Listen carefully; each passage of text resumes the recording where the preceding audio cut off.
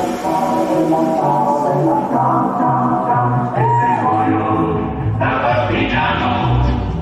mi devi seppellire.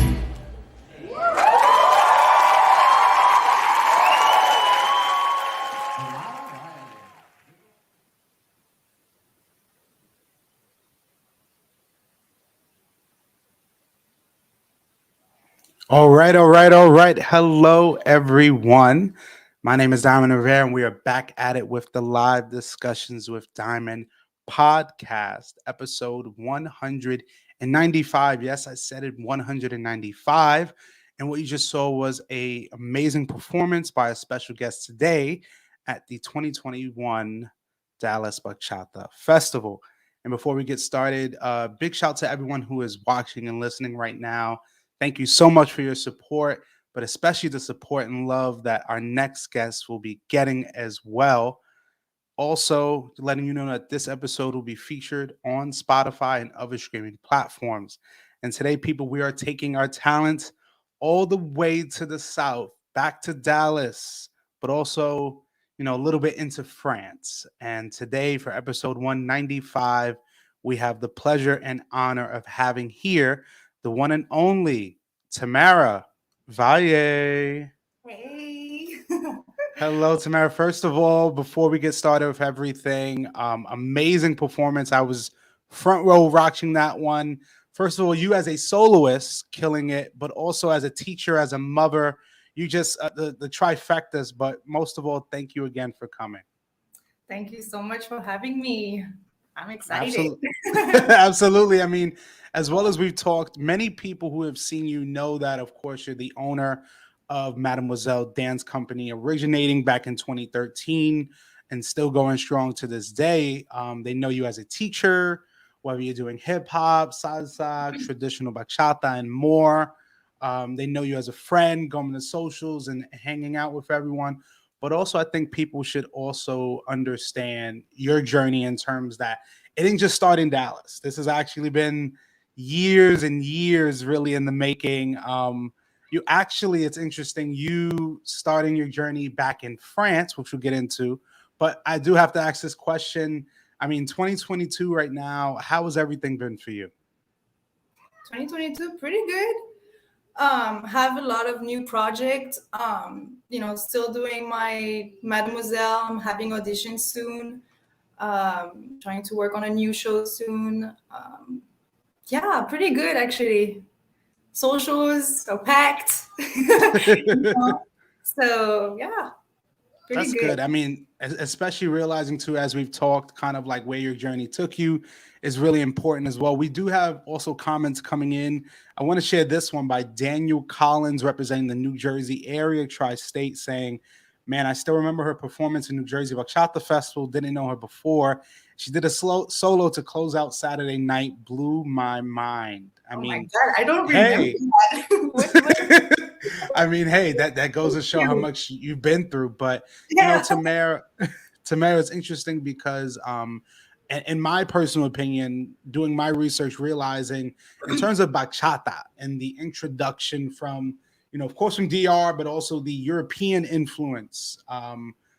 Realizing even a person like yourself has worked with people like Sammy and Mahiko, but realizing you were also, in my opinion, one of those pioneers bringing bachata to the States. Of course, we have people like Ataka Lemana, but for me as well, giving shout outs to them, but also promoters, but also dancers like yourself, letting people know you guys have been doing it here as well. That's special. But, here at the podcast, we always will celebrate the success we see currently, but help us really now understand what life was like before then. Who is Tamara Valle? What was really your upbringing before dance really got involved into your life? Well, dance got involved into my life when I was 3 years old. So that was a long time ago. my mom my mom put me into ballet when I was three. And literally from 3 years old, I have never stopped dancing. Obviously different styles. So I started out with ballet. Then growing up, I did gymnastics, and then I did modern jazz, and then I followed to hip hop. So it was kind of like this. Yeah. And then I met Sammy, right? I think I was 16 or 17. I was pretty young. I met Sammy randomly. I was taking a class in his studio that he had just opened up. And I was taking, I think it was a hip hop class. And I met Sammy and I saw that I was introduced to bachata because he started it over there in our little town called Troyes. It's close to Paris, but it's a little town. Um, so that's how I met him, and then I stayed and watched, and I was like, "This is cool. This is bachata. This is cool. I like it." Yeah. So I tried, and that's how Sammy and I started partnering up together and kind of brought traditional bachata into our town, and then started teaching, started doing shows, and that was back in 2010, 2011. Yeah, around Wow. there. Yeah, so that was when bachata was all new to everyone, right? So so that's how I started with bachata for Latin dance. I started with traditional bachata. It was no sensual stuff. Oh Um, my God. It's funny you say that because I think many people that I've met, I don't know why it's a specific year of like 2016 was a year that a lot of dancers came in and didn't realize that, they seen sensual, but didn't realize like before that was always the traditional Dominican bachata, as you call it. For me, I think bachata is bachata as a whole. yes, But yes, for people to realize that there was more than just the modern style you've seen on a YouTube video, but also realizing the European influence of them bringing it to the States, or just really with YouTube. I think YouTube was great, especially during the initial stages, helping people understand that, Dominican or bachata as a whole came from DR, but those influences grew and went elsewhere. yeah. And for me, it seems like Europe as a whole was the biggest impact. Even though the Dominican music and bachata dancing has been around for years, I feel like the European influence helped immensely from a global aspect, because with you and Sammy and so many artists that I have seen, Europe has also been the heavier impact when it comes to bachata sensual. But for you, those initial stages, working with Sammy, how was the community reception in terms of bachata? Was it like, all right, we're all in, we're learning, or people were kind of like, what is this? No, they were all in. Yeah, it was pretty great. We had a good following. We traveled a lot in Europe, so Hmm. even going to where did we go? It was such a long time ago. Was it in Switzerland? I think it was Switzerland. Hmm. Switzerland, everywhere in France, but it was, traditional bachata was pretty big over there. So people were really receptive, and our classes went really well. Absolutely. So then when was that, or how did the process of you then coming to the States, how did that come about? Yeah, so our first event in the US was 2012 DC Bachata Festival. Hmm. So we got hired and we went to DC, and I had never, it was very different. Hmm. Like you said, the sensual, the tricks, all that Yeah. stuff, you didn't see that in France. So you didn't see like all the showcase as you see Yeah. in here in America. So I was really like excited. It was new, it was different. But we also brought, our bachata here in DC. So um, that's how I got into the US for the first time. And then, so I experienced this first Congress over here in DC. And we went to New York also. So we did DC and New York and at the same for 2 weeks. I think we stayed for 2 weeks, Hmm. and we did New York and DC. Same thing. It was great. We had a good following. People Hmm. liked it, I think. People remember me from then, and I'm like, yay, Yeah. a long time ago. So thank you for remembering. But then some people had no idea. Yeah. so that's how I got to the US. I went back to France. We both went back to France. We kept working, together. And then I think it was 2000. It was December 2012 Mhm. where I had met Roberto Ley. He's from Dallas too. Uh, Yes. yes. So I had met Roberto Ley there in DC, and then I came to visit.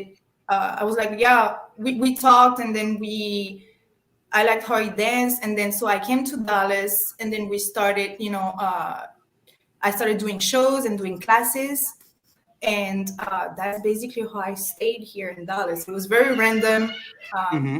I was 19 years old, very adventurous, Yeah. very young, but I really fell in love with Dallas. I I really liked I made new friends. Hmm. Didn't speak English, so that was hard. So I was teaching my classes in French, trying to put some English into it. So that was the struggle. Mm. That was a big struggle at first, but Man, that's interesting. I mean, like you literally coming here kind of fresh, but then your teach I actually kind of want to hear more about that. So your first classes, you really not knowing the language, did you kind of have a translator there, or how did that work? no. When I started Mademoiselle, 2013, so Hmm. beginning of the year, I think around May, yeah, mid year. Um, I was I learned English very fast because I had nobody to speak French with. Ah, So like, gotcha. for example, if you're Hispanic and you come to the US, you don't speak English. It's okay because so many people speak Spanish here. Yes. So you can get do your thing still Yeah. in Spanish, and I didn't have that. You know, so nobody was speaking French with me, so I had either I was staying silent forever, or Yeah. I was, learning the language. So I learned pretty fast because of that, because I had no choice, basically. So Man, and then, but what I also found interesting is that you've talked about, the hip hop, the ballet, gymnastics you learn, and then into bachata, but also realizing within that hip hop, you really, and for me, in terms of the Latin dancing, you were the first person I saw. People can correct me if I'm wrong, but you were the first person I saw that then incorporated your love for popping into your dancing. So, of course, the influences from France, and you're coming to the States, and you being a teacher, and of course with Mademoiselle was the purpose also with Mademoiselle is to have all of your dancers learning different styles, or right. was there like one specific style you were focused on? No, so Mademoiselle was that project. What I thought about, I was like, okay, there's a lot of hip hop dancers, there's a lot of Latin dancers, bachata dancers, and I was like, if I'm gonna do a team, I'm gonna have to do what I do, right? So Yeah. so I because it's my brand, right? So this was what I was thinking, like just starting it. So how I Hmm. promoted it, I was saying that it will be a team, a versatile team, that every Hmm. show we will do will be different from one another, like different styles. Yeah. So so that's how I introduced it, and so people from the hip hop world were interesting, like they were interested in learning Latin, and Hmm. the Latin world were interested in learning hip hop, or like popping and whatever. Yeah. So the two worlds kind of like came together, and that was it. Wow. Mademoiselle. And then also, I think my first actual time meeting you or being in the same vicinity was actually, I believe, the Dallas Bachata Festival in 2017.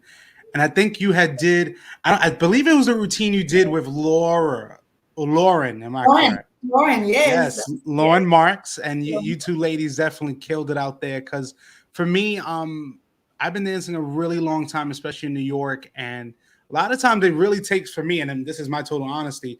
I've seen so many shows that I need to see something that's going to like excite me, because there's so much just happening, and with bachata, with salsa, whatever styles. But seeing a person like you, for me, it was like, okay, there's something different. In a weird way, I was like, something tells me she's not from the States.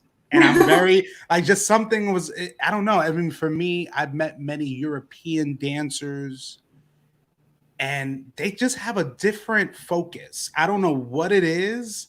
A lot of times that who come to the States and a lot of them just tell me just the drive is different, the focus, the mission is different. I don't know. Have you ever felt that kind of you coming from the States? Is it like a chip on the shoulder or is it like a different focus for you? I don't. No, I don't think so. I mean, everyone has their own focus, right? And everyone has their own history and how they started and everything. Yeah. Uh, so I think it's just different from it for everyone, every instructors or every performers. I've been performing for years, and Yeah. so it's just the passion of being on stage, and teaching. Absolutely. So, And I think that's important what you said about everybody's experience is different because that's mm, true. I mean, I've met people here who've come from all parts of the world to succeed in, especially in dancing. And there's some great highs and some really tough lows. But someone here says, we're going to figure it out, saying Tamara also won the first Red Bull challenge with her fusion at the Texas Salsa Congress. So kind of tell me about that. wow. Okay. 2014, I think. Yeah, that was a fun one. That was yeah. So it was a competition for Red Bull. It was a kind of a freestyle. It was not a routine, and people were competing. It was a Hmm. freestyle. They were putting, I think, salsa, cha cha, hip hop, and bachata, if I'm Hmm. not mistaken. But but yeah, so it was couples, right? So it was me and Roberto. We were partnered up at that time, and then it was different couples. I forgot who it was, but yeah, we won that. It was really fun. It was really fun because it was, when the hip hop came on, I was like, yeah, let's Hey, go. man. And also a big shout out right now to Melinda Castano saying, see you in San Antonio soon. It seems like you're doing a Una Mas Bachata Paradise event. Am I correct? Yes, I'm going not this weekend, next weekend. I'll be there. So yay! Can't Hey, wait. see. And also here is interesting. I have a question here from a listener, Courtney Matthews, asking, what was your influence to perform hip hop? My influence. Um,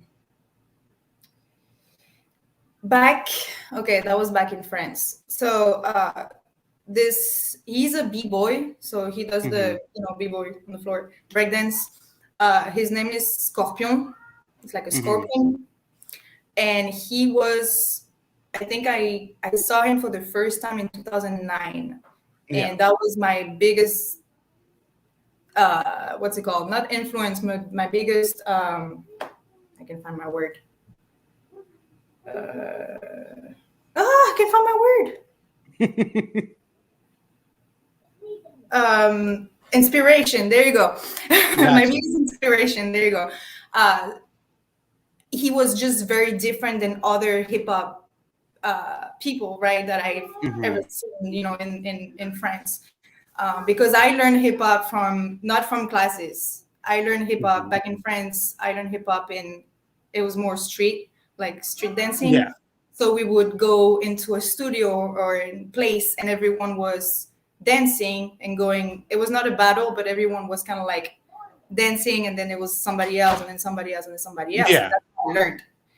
So that was the old school hip hop, and that's the main style in France is battling, and that's how I learned. And then I Hmm. saw Scorpion. I saw him, and he was just so different that I was like, "This is great," And then I started doing more hip hop, and then I started incorporating Yeah. both together. It just came naturally, to do that because it was what I felt that was me, right? So No, absolutely. So now my question to you is, of course you made the journey to the States, you're getting acclimated in Dallas. My question to you is, then going to socials, of course, but then going to actual congresses and festivals. Of course, you've had that experience prior really to 2012 with Sammy and traveling on the European side. But was there a how was it actually going to your first initial congresses in the states? Of course, you've been to DC, but now really you now being a living in the states now, was it kind of a different feeling? Was from the European side to the American side? Uh, the lineups were much bigger here in America. Yes, yes. That was, I, that was a big thing. Um, well, I started here in the US. I was going to congresses a lot with Roberto because we had the team together, Seducción, back then. Um, yes. so we had that together, and then and I also had Mademoiselle, so I was doing both. So we traveled a lot, here in the US, and we did not do traditional bachata. It was more Mm, urban yeah. bachata, I would say. Yeah. Yeah. It's so many things, different. Bachata is bachata. But yeah, so it was a different style, and I was doing my solos, I was doing, Hmm. Mademoiselle. So I kept doing that. Um, but congresses in the US was for me very big, you know, Hmm. uh, yeah, very big, like all the costumes, the shows, they were popping to me, like in, from my eyes coming from Europe, it was more Hmm. of a show than in Europe. Gotcha.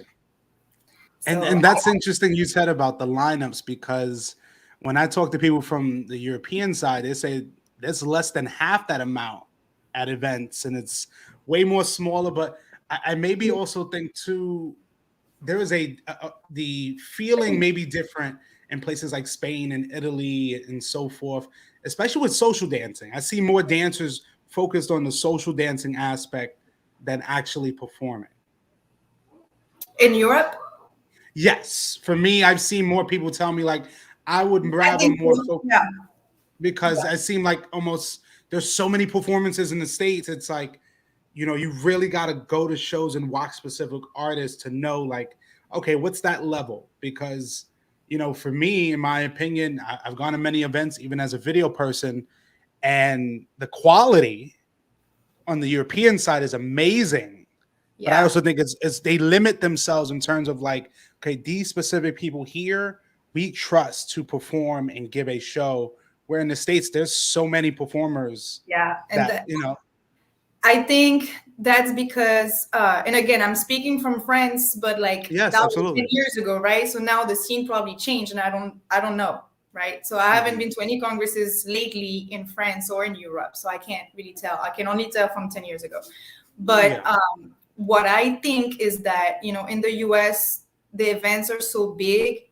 It's also because everyone can perform. You just have to get your application. Oh, you want to perform in this congress? Hmm. There is your application. You pay your performance pass, and then you perform.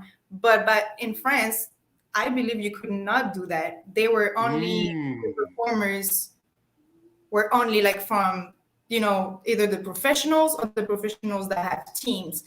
But Mm.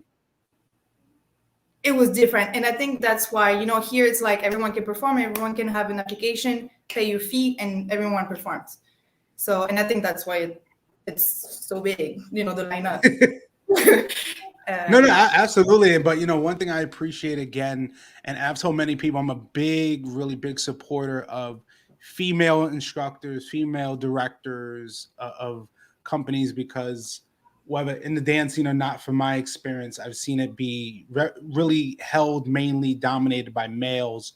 But for me, seeing women like yourself and many others that I've come in contact with, it's great because not only can you direct the team but when it comes time to partner work, you having that expertise of knowing how to just not only follow, but lead. And you're one of the very few females that I have seen, and I haven't seen everyone yet, but from my just experience, you're one of the very few females for me that I it's not even I just see you as Tamara, just like, man, this person knows the ins and outs. They know how to dance with someone, have a great time, but also keep on timing. Because we can have fun, but 4 or 5 minutes, and if you're all timing 4 or 5 minutes, that's not going to be a memorable performance. But for you, really now, making your home in Dallas, what has that been like this last few years? Of course, going from 2013 and everything we've been dealing with now, how has that experience overall been for you?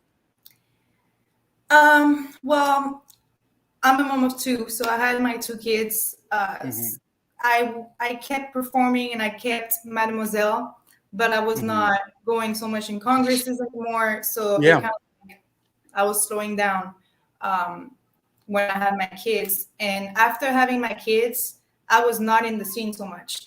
So Hmm. and I always kept Mademoiselle. Mademoiselle is my baby. Mademoiselle Yeah. is gonna stay there, right? Yeah. But um, except for Mademoiselle, I was kind of like taking a break a little bit Yeah. from the Latin dance, the Latin scene. I Yeah. was doing my hip hop and all those classes. I joined the hip hop team because I love to take classes, and it's not because I'm teaching that I don't take classes anymore. So Hmm.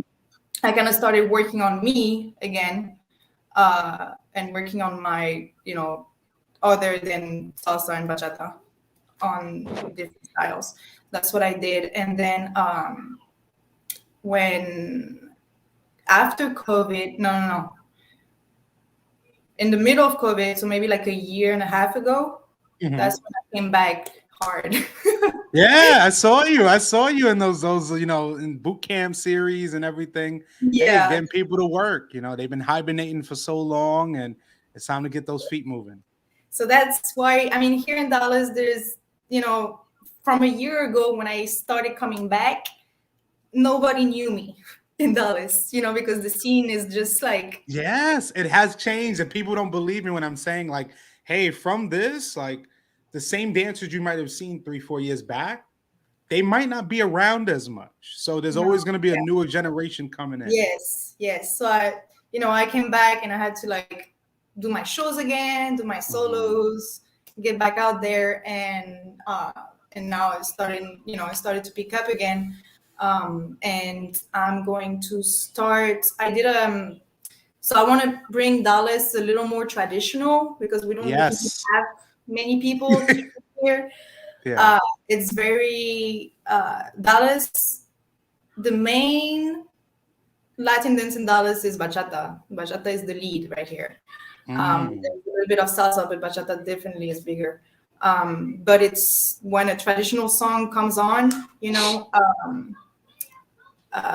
there's not many people like dance. Wow. Wow. That is really the reality in Dallas right now. Yes, or like Okay. people will start turning and dipping and doing all this stuff and body God. rolling, So I really want to like, have people learn it, and if they like it, then dance it. But just to introduce more of that here in Dallas, I think that's the goal this year for sure.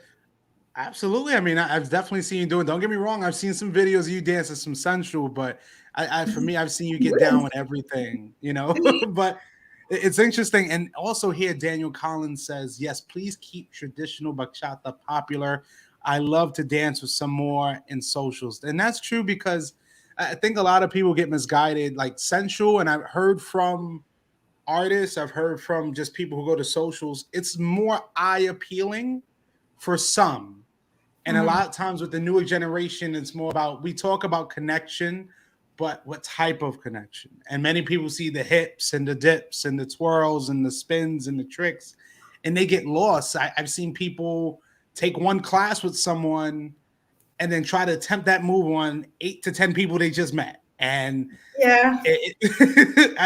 for me, talking The, to people like you means a lot because you have so much history and understanding of the art form you're doing. And you know I love that we have a new generation, but I feel like people got to learn a lot more before implementing all of these new things in. 100%. So what I think about the central bachata getting really, really big, not just here in Dallas, but everywhere. Yeah. Um, People will take classes and, like you said, try to do those moves right away or like Yeah. within a month or two. And also, when I observe a lot, and I can tell that most people are just, it's a mechanism. Like they learn this combo or they learn this move and they will do it at any point of the song, even if Yeah. it doesn't make sense. Yeah. So it's not musical. There's no, you can tell the connection here because it doesn't match the song. It's Yeah. not, you have to be connected to the song before even trying any moves. So I see that a lot. I see just moves that don't make sense with the song. No, So I, that's I, the I issue. definitely agree. I've seen it, but I'm the thing is that at least having these conversations, and you can correct me if I'm wrong, but most of the times, if we talk about this, it's mostly with our friends in congresses in the hotel rooms when we're having that kind of quality time. We're not talking about it a lot of times if we're downstairs or just in the moment. But again, having these conversations is valuable because coming from a person like yourself that didn't just start when you got to Dallas, like you've been doing this a lot. And for me, like I said earlier, I feel like you are one of those pioneers, in my opinion. And it was interesting because, like you said, people didn't know who you were kind of when you came. But also, I think maybe because you had the blonde hair and you kind of switched over and it was a new thing. But, for me to see also you coming to Dallas and then working with people here was a great thing because and most people try to start everything on their own and do everything by themselves, but you collaborating with people in the Dallas area, that's something really special. And at least lastly, before we get into our last segment called the randoms, I don't know if I ever put this video out or I will, but I will send it to you. There's a special moment that I saw in Dallas. I'll ask you this question, but I'll also side note this is before I ask this question. I was in Dallas. I remember the performance that you had just did with the Dallas Bachata Festival. And I have a clip that I will send to you and I can just find and go through the files of your kids. And I believe it was someone, a female holding your kids on the side. And I remember just seeing your daughter and your son just watching you. And it was just like, wow, it was such like a touching moment for me. And I just stood there and I'm like, this is exactly why she does this. Because it's easy for your kids to get distracted with games and toys and everything. But for them to actually sit there from start to finish and just watch you and be like, that's my mom. I mean, that was a special moment. So my question to you is, how has it been really now kind of when you're coming back to events, especially like Dallas, having your children there and kind of them seeing that world you're a part of? They love it. I um I brought my kids to Dallas Bachata Festival, and I try whenever I do congresses. I don't want them to get bored. I don't want them to, because I do have to teach and I have to do this, and it's just so much going on. But when I brought them to the festival, the last festival, they stayed with me for all the classes. My friend, the girl that you said was with them, Yeah. my best friend Tessa, so she helped me out a lot, you know, uh, that weekend. And when I take them to my classes, my son dance on the side. My daughter Okay. sometimes she plays and she dances. So it's for me, it's a big thing that they're with me. They're with me all the time almost, right? So Yeah. they know what I do. They learn from it. Maybe I'm not forcing them to dance, but if they Yes. want to dance, it'll come from them, right? So you can hear them right now. It's all good. It's okay, but There you go. They're here. it's interesting. Someone says here, Tamara, your interactions with your kids during the workshop was lovely. I definitely remember that because I think I also had my little Pikachu toy, and your son was just going crazy for that. But it's Yes. really good to see people like you really immersing your children into this world, and just to see that how the impact from that is an amazing thing to see. And now I think it helps us transition to our last segment called the randoms, which I have about 5 to 10 questions here and may deal with life, may deal with dance and everything in between. Oh yeah, So all I need to know is when you are ready. I am ready. All right. Can you give me now your experience at National Swing Dance Championship with Roberto Lay? National Swing Dance Championship. Oh my God. Did 2013. Okay, yeah. Okay, I remember this competition. So it was so random. I don't know how we knew about this competition, but um, we signed up. I think he saw it and we signed up. He was like, hey, there's a competition here. Mhm. We can only sign up, I don't know if it was $50 or $100 to sign up, but it was just very like sudden and random. We did not prepare nothing. Mhm. Um, so we ended up signing up, and we did our routine. We did the snake charmer routine, which was our first Yes. routine that we did, first routine together. We did the snake charmer, but without the costume of a snake. I was regular, white pants, I believe, and it was bachata and salsa, and we won first place. I believe that we won this competition. So it was very quick, very easy. I think you know we Hey, we we I kind won. of brought you back into memory lane for sure. Yes. Absolutely. Yes. All right, this next question here. Could we see you in an MMA event? See you into your MMAs. I see you kicking that, that pad around. So is that ever in your future?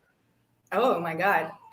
Let's ask my coach that if he thinks that I'm good at it. But uh, Hey. I I started Muay Thai in October last year. Mhm. So I've always been a big fan of martial arts. That was like from since I was a little girl. My favorite princess is Yeah. Mulan. You know, Oh yes, I love it. I love it. so yeah, I've always been a really big fan of that, and I've never took the time, beside dancing, Mhm. to do something else for myself, right? So, I was thinking, let's go to a gym, but maybe not. And then I was like, okay, I want to start that. So then I tried it and I started it, and I really love it. Um, I started sparring a couple weeks ago, so Okay. that's another little thing that I was doing. Now fighting, I don't know. We'll see. Hey, you never But, know. You never know. oh, Hey, all right. but Our next question here, I love asking dancers is, are you an introvert or an extrovert? extrovert, I think. Okay. That was I a think very quick answer, so that means you're definitely confident in that. I'm an extrovert. I was very shy when I was little, but not Now anymore. you're just wacky. Yes, just living life. Love it. All right. This would be this next one. Well, now we're gonna take it back to kind of things you may love. But this one here is if you could have one last meal right now, what would it be?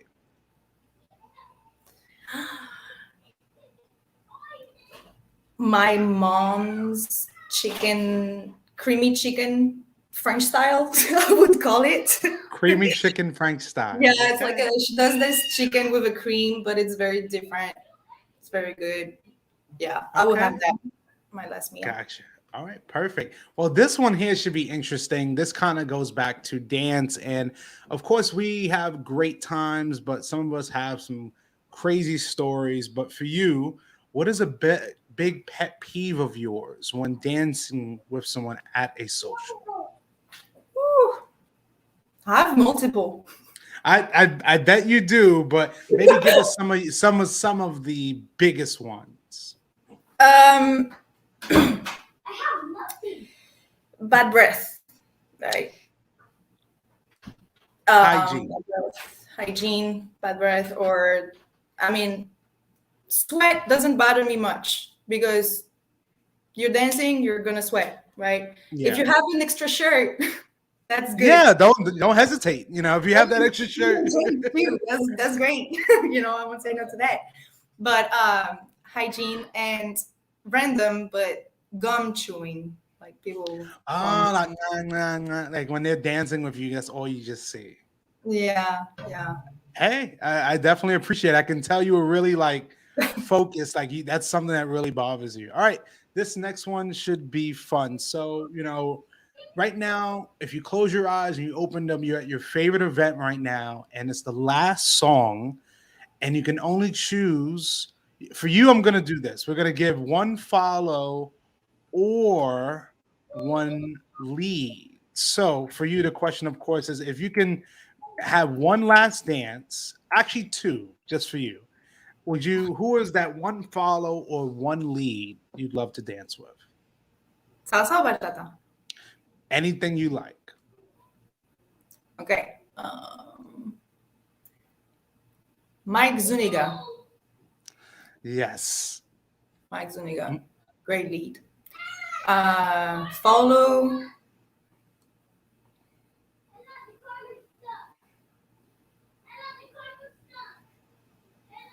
I don't know. Let me think. One last dance. I would say.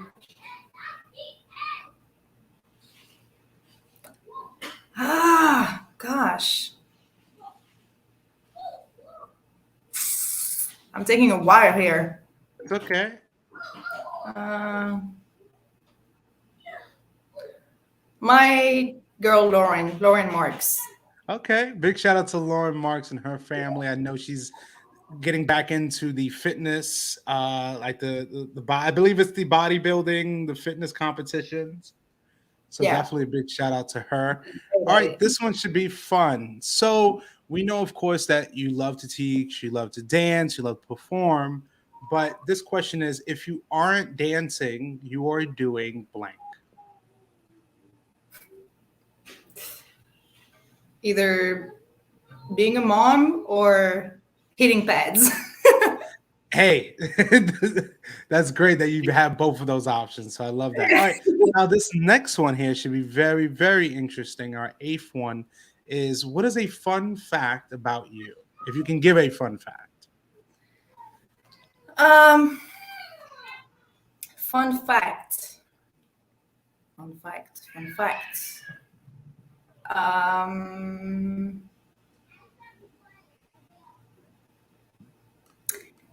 my okay.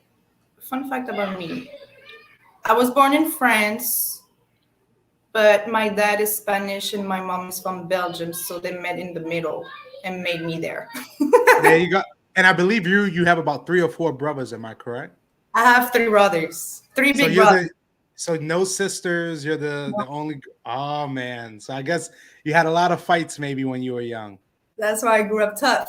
So I'm tough. Hey, I like that. I like that. All right, all right. Second to last question here. We kind of touched on it earlier. Was you back in those days, back in the early 2010s, working with Sammy. But there was a video that circulated. I seen on YouTube of when you used to teach children. So my next question to you is, what was a memory of yours from Bachata Kids from La Tiempo Dance Academy? Do you remember any like specific memories or kids that really kind of just like melted your heart per se?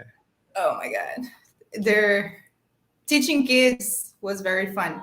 I started teaching kids back, back in France with Sammy, but I also taught kids, Mademoiselle kids here in Dallas. Mhm. I love to teach kids. It's very different. It makes you learn a Yeah. lot, just yourself. Um, they were really cute. It's so fun to teach kids. Like I love it. I might bring it back. I might do it again.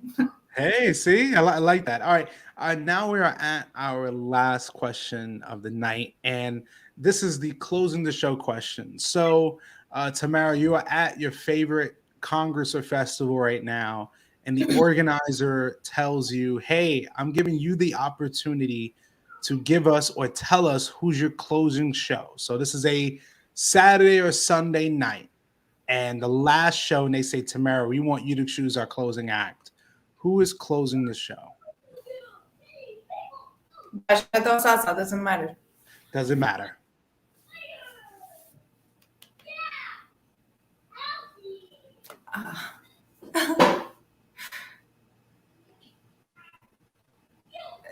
Okay, Ricardo and Karen. Okay.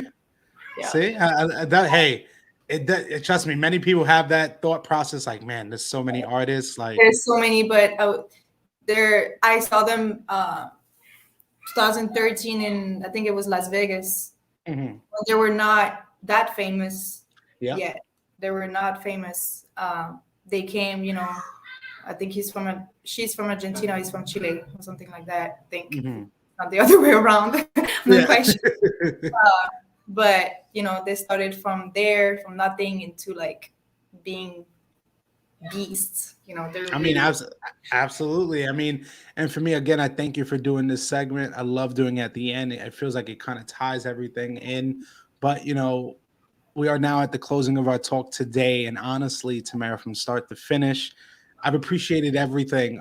Realizing your humble beginnings in France, to your time working with Sammy, to you making that transition to the States and Dallas, and honestly seeing how Dallas has received you.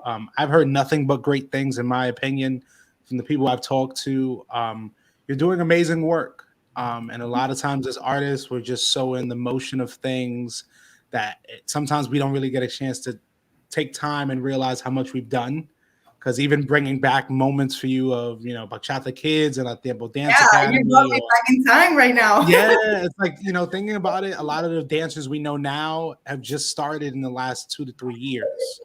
So, for me, here at the podcast, we appreciate your contribution to the dance world. It's definitely valuable. But at least before we do go, if you have any last few words for myself and the audience, but contact info on how people can reach you and take a class of yours.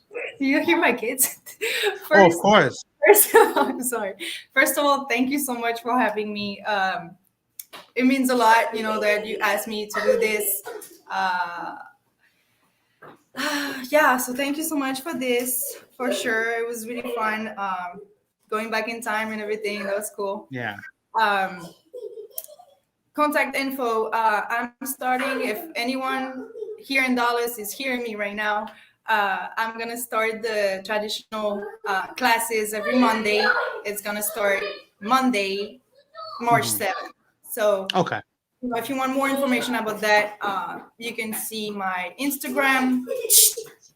Kids. My Instagram, Tamara Valle or Tamara Dance 3. Mhm. Facebook, Tamara Valle also. I'm also having Mademoiselle auditions. So if you're Okay. interested in that, then it's going to be the same day than the start of the book of the traditional bachata. So March 7th. So everything is going to be on my page and on my Instagram and Facebook. So yeah. All right. Perfect. Well, thank you again for appearing. And guys, we'll actually be catching up with Tamara later this year at the Dallas Bachata Festival, hopefully, and just show you guys what everything she goes through and everyone else there at the event.